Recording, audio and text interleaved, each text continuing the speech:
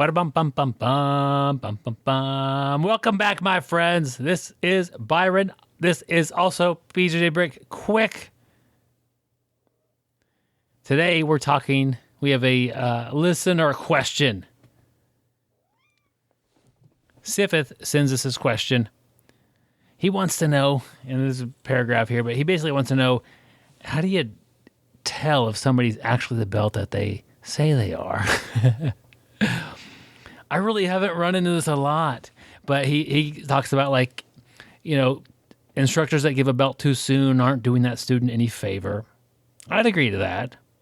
If you hand somebody that blue belt and they aren't anywhere near that blue belt level, they're going to have a pretty tough road.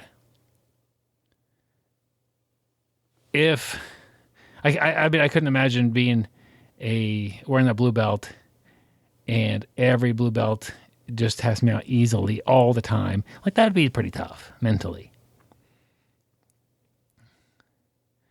So how do you tell? Well, I would argue if the person is significantly better at jiu-jitsu than you anyway. So if you're a white belt and you're like, is this brown belt real? Maybe he's just purple belt. You really can't tell the difference. That much of a gap, it's going to take the brown belts and the black belts to kind of be able to see what's going on. So with that being said, I really don't run into this. I see guys with decent mid-level belts that have holes in their game. Like, you know, maybe we were into a purple belt who has no guard game. He's a top player. Maybe you're into a brown belt that doesn't like to do anything, you know, top jiu-jitsu wise, or doesn't like to do takedowns at all, like, or a black belt. You know, they just have a game that they play. Who is it for me to say that their belt's not real? Especially if I'm just running into them and I don't know what's going on.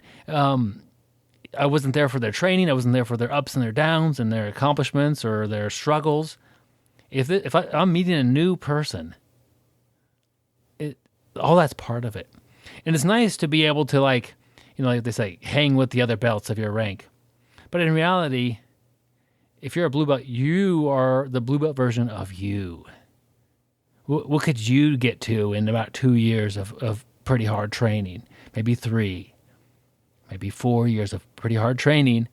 You're a blue belt. That's you. And maybe it is, you know, 6 techniques total that you feel good about, and your coach saying, okay, those are good techniques for you. You don't really get outside your comfort zone of those techniques, but man, you're good at those techniques.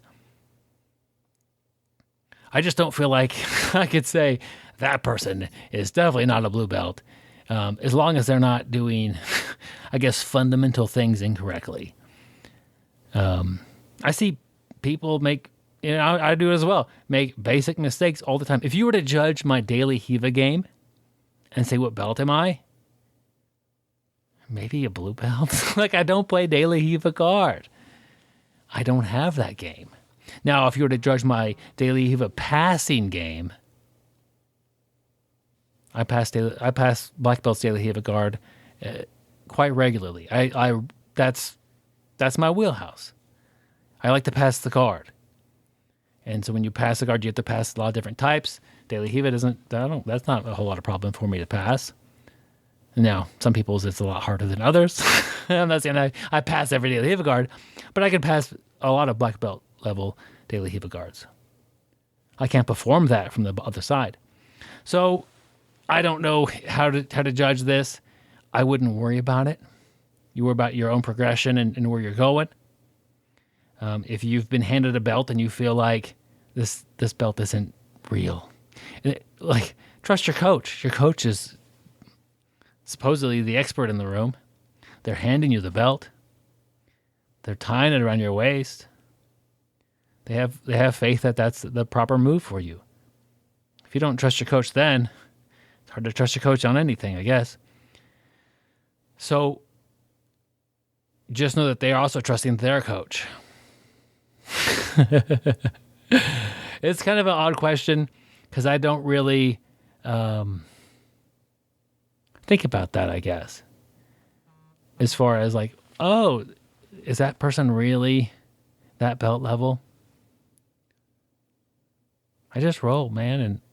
And yeah, occasionally a blue belt or pro belt or brown or black belt does something that's just stupid or wrong or silly or doesn't make any sense, and they pay for it. We all make mistakes. We all try, maybe they experiment with something out of their game. I don't expect my teammates to always bring their A game. I expect them to be kind of toying around in new parts of their game sometimes, and they're going to make some dumb mistakes. I do that all the time. I'll try something new, and I'll pay for it. I'll try something new, and maybe I'll do a little bit better. So, unless, I guess it's weird if you're the black belt in the room and somebody walks in as a purple belt and they're clearly worse than most of your white belts. You might have a discussion with them about like, well, it might be easier for you, but that's a whole different topic. Trying not to put yourself in a situation of trying to judge other belts and just try to get better at jiu-jitsu. That's ultimately what's going to be there for you. Focus on improvement. Try to help other people get better too, if you can. And stay sweaty, my friends. I didn't even remember the rest of the outro. If you want to, it was just coming naturally. If you want to support us, patreon.com or BjjBrick.com, and support us on Patreon or buy our audiobook. I am killing this outro here.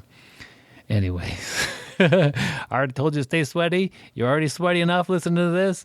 Have a great day.